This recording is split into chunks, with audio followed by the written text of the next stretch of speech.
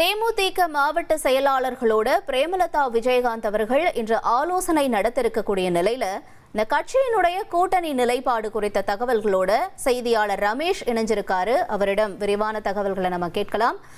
ரமேஷ் வணக்கம். இப்ப பிரேமலதா விஜயகாந்த் அவர்களை பொறுத்த வரைக்கும் தேமுதிக கூட்டணி தொடர்ந்து அதிமுகவோட நீடிக்கும் என்று எதிர்பார்க்கலாமா, இல்ல வேற என்ன அவங்க நிலைப்பாடு வச்சிருக்காங்க? இன்னொரு பக்கம் தாவேகாவோட சேரதுக்கான வாய்ப்புகள் இருக்கும் அப்படிங்கிற மாதிரி எல்லாம் அரசியல் வட்டாரத்தில் பேசப்படுது. என்ன தகவல்கள் நமக்கு கிடைக்கப்பட்டிருக்கு ரமேஷ்?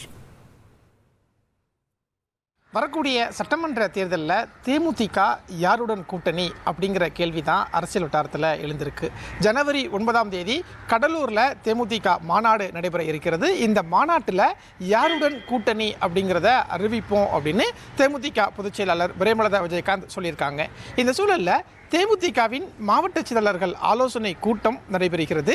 தேமுதிக பொதுச் செயலாளர் பிரேமலதா விஜயகாந்த் தலைமையில் நடைபெறக்கூடிய இந்த ஆலோசனை கூட்டத்தில் தேமுதிகவின் மாநில நிர்வாகிகள், மாவட்ட செயலாளர்கள் உள்ளிட்ட முக்கிய நபர்கள் பங்கேற்றுள்ளனர்.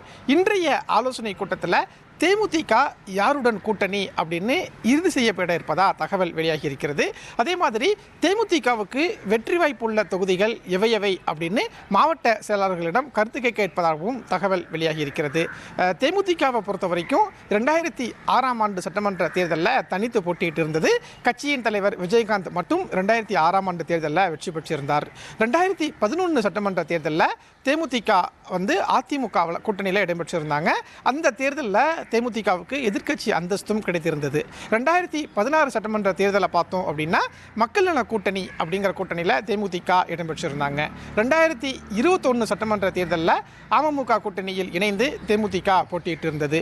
இந்த சூழலில் 2026 சட்டமன்ற தேர்தலில் தேமுதிக என்ன முடிவெடுக்க போகிறது அப்படிங்கிற எதிர்பார்ப்பு தான் அரசியல் வட்டாரத்தில் இருக்கு.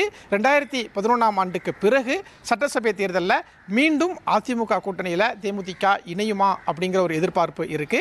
அதே மாதிரி இதுவரைக்கும் திமுக கூட்டணியில் அங்கம் வகிக்காத தேமுதிக முதல் முறையாக திமுக கூட்டணியில் அங்கம் வகிக்குமா அப்படிங்கிற ஒரு கேள்வியும் அரசியல் வட்டாரத்தில் எழுந்திருக்கு.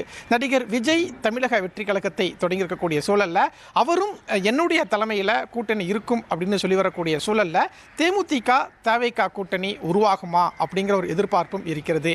இந்த கேள்விக்கெல்லாம் இன்றைய தினம் விடை கிடைக்கும் அப்படிங்கிற ஒரு தகவலும் வெளியாகி இருக்கிறது. இன்றைக்கு நடக்கக்கூடிய தேமுதிகவின் மாவட்ட செயலாளர்கள் ஆலோசனை கூட்டத்தில் கூட்டணி குறித்து ஒரு முக்கிய முடிவு எடுக்கப்பட இருப்பதாகவும் தகவல் வெளியாகி இருக்கிறது.